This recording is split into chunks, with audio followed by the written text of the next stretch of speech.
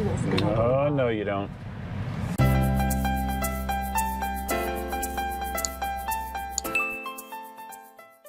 I actually have you set up on my Rode Wireless Go, which I normally use for my PEV videos, but figured I had it with me. I figured I might as well wear it today since I had it with me because I taped my lunchtime PEV ride. So yeah, here on my Rode Wireless Go. Welcome to my Tesla. I know it's been a long time since I've done a Tesla video. Obviously, there's been a lot of stuff going on in the world for everybody. And I am no different. I am still working every day. I am not one of the people that that has a shelter-in-place warning or order. And yeah, we are still working, although we are not serving the public right now, at least not directly. It's a weird time, real weird time. Like I said, you haven't been in my Tesla in a while, but it has been serving me well. I am over 12,000 miles now on my Model 3, on my 2019 Model 3.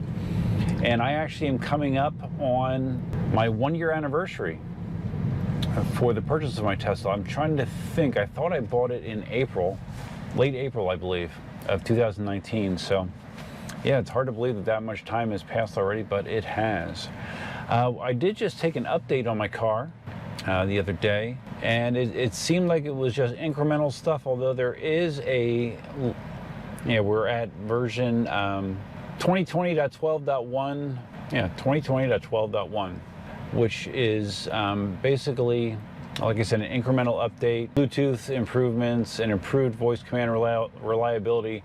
The last several updates have said that, so that just means this was just an incremental update.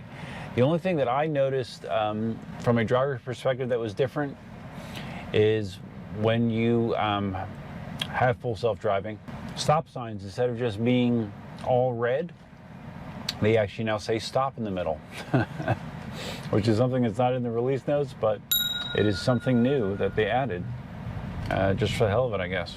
All right, I am still getting my Dunkin' Donuts. It is drive-through only, and they have cut their hours back to only, they're only open until 5 p.m. now. They used to be open until 8 or 9. I'm gonna slide in there under the gun and grab myself a cup of coffee. And then we have a supplies run to buy something that you won't believe if I actually get it, so tune in. I used to always pay with my my card, my Dunkin' Donuts gift card. Now I do it all through the app because you don't have to touch anybody. They just scan your phone and you're good to go. Just one of the many little behavioral things that have changed in the last month or so. And believe me, there's been a lot of them. I don't know if you can see in the mirror, I have a buff around my neck. Thank you. It's so funny when you get coffee as regularly as I do, you know, you develop a repertoire with certain people, and when those certain people aren't there, it takes away from the experience. And that's the case right now. The regular people I've been dealing with, I haven't seen a lot of them lately, so you never know what's going on. You never know. Some people have just said, screw it, I'm not working. You know, I don't want to be exposed, and you just never know what each day is going to hold. All right, so now we're going to my new location. As far as other stuff, Tesla related, since I've last done a Tesla video, the biggest news obviously was the release or the beginning of production of the Tesla Model Y. When the Y was first announced, I thought it was kind of silly because it basically looked exactly like a Model 3 with just a slightly higher roofline.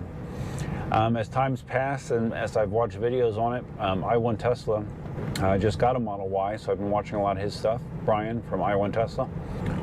There are more differences than I thought originally. The car itself sits slightly higher than a Model 3, especially if you see a front shot of a Y and a 3 side by side, it becomes very, very obvious the differences. And you know, there's differences as far as creature comfort, different motor and battery options. So there are differences. It has a 7-seat option. It has a power rear trunk. I'm just trying to think off the top of my head some of the other differences. So there are some differences, but overall, in my situation, I don't have a big family I need to cart around. I don't have any compelling desire to upgrade my Model 3 to a Y. But they do seem like nice vehicles, and I'm curious to see what their sales numbers look like, because I was just specking one out on the Tesla website today.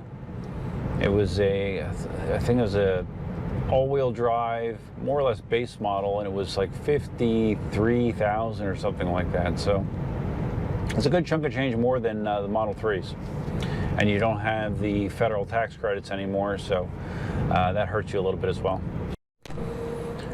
We have had a return to more warmer weather in my area in Southwest Florida. And with that return, my battery usage seems to be almost what it used to be, almost. I have to go into Teslafy to verify that, but my commute now is taking 11% instead of 10%, my 20-mile or 23-mile commute or whatever it was of my battery. And I'm curious if someone else can verify that this was a change, because I don't think this is the way it was originally.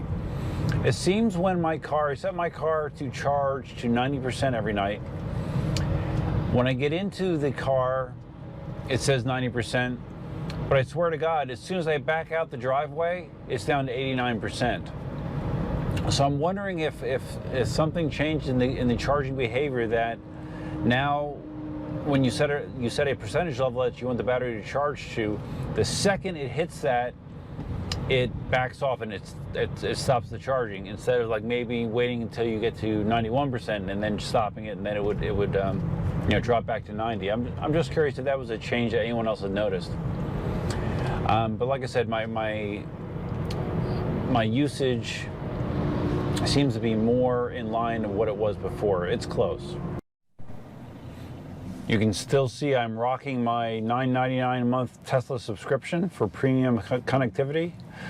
Still very, very happy to be paying that. I don't think I've switched back to the basic maps once since I've gotten the subscription. I really appreciate the satellite maps and the real live traffic information that shows up there as well. Money well spent in my opinion. I don't know if I've even mentioned on camera that I have a Draggy device. This is a GPS-based timer for like 0 to 60, quarter mile, all that kind of stuff.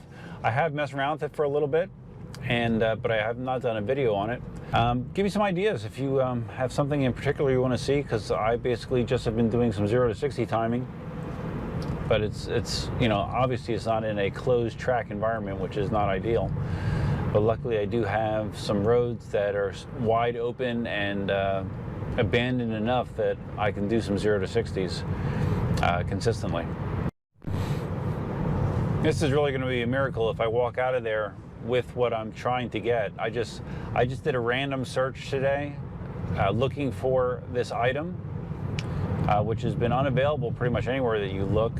But I just stumbled across supposedly the one location of this store. There's several of them in our area, but supposedly this one location that I'm going to has some in stock. So yeah, wish me luck. I do have my buff, like I said. I will be wearing it to go in the store. Nowhere near medical grade protection, but it does. It is better than nothing, in my opinion. Better than nothing. Wish me luck.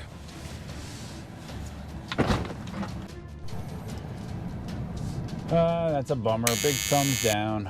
So much for a climactic finish to the video. I saw online supposedly this Target said that it had a couple different types of hand sanitizer in stock. And the fact that the other Target said that it did not, I thought that that was possibly accurate. It turns out not to be. No hand sanitizer, so oh well. If you found this video interesting, please give it a big thumbs up. If this is your first time visiting the channel, please think about subscribing. If you're going to subscribe, you can hit the notify bell, which is over there somewhere, to notify you of all new videos. Feel free to leave your comments, suggestions, ideas, and thoughts below. How's your Tesla serving you in the pandemic world? Mine's serving me just fine as long as the electricity keeps going. That's all that I really need to keep the Tesla happy, so hopefully that continues to be the case. Hope you guys are all hanging in there. Hope you're all practicing social distancing, being smart about your decisions. Keep in mind that even if you don't feel sick, that doesn't mean that you aren't necessarily carrying the virus, so you need to treat yourself and the environment around you as if that is the case. Because we all need to be conscientious of one another, something that I know does not come naturally to a lot of people. That's all I have for you for now. Till next time, Duffman out.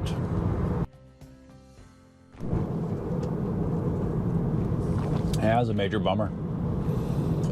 Just not a lot of good news nowadays, huh? Not a lot of good news at all.